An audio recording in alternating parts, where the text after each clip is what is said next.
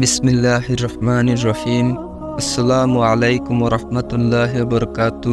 প্রিয় দর্শকবিন্দু, আজকের ভিডিওতে আলোচনা করব দুনিয়ার মোহ থেকে বাঁচার গুরুত্ব এবং আখিরাতের জন্য প্রস্তুতি নেওয়ার প্রয়োজনীয়তা সম্পর্কে। দুনিয়া একটি পরীক্ষার জায়গা।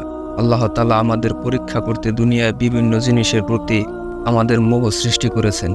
কিন্তু যদি আমরা দুনিয়ার মোহে পড়ে যাই এবং আখিরাতের কথা ভুলে যাই, তবে আমরা চিরস্থায়ী ক্ষতির সম্মুখীন হব। আল্লাহ তাআলা আমাদের সতর্ক করেছেন, এই দুনিয়ার জীবন তো খেল তামাশা ছাড়া আর কিছুই না। আখিরাতের জীবন চিরস্থায়ী। দুনিয়ার জীবন হলো সাময়িক, কিন্তু আখিরাতের জীবন হবে অনন্তকালীন।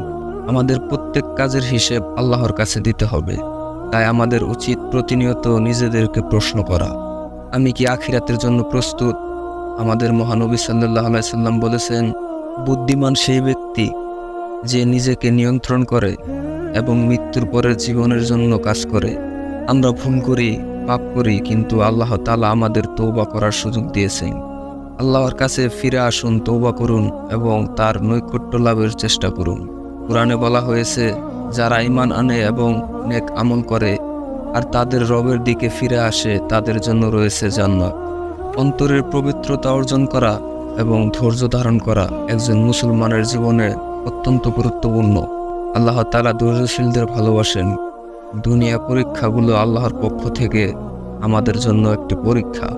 আমাদের উচিত সেগুলো ধৈর্যের সাথে মোকাবেলা করা এবং আল্লাহর উপর সম্পূর্ণ নির্ভর হওয়া।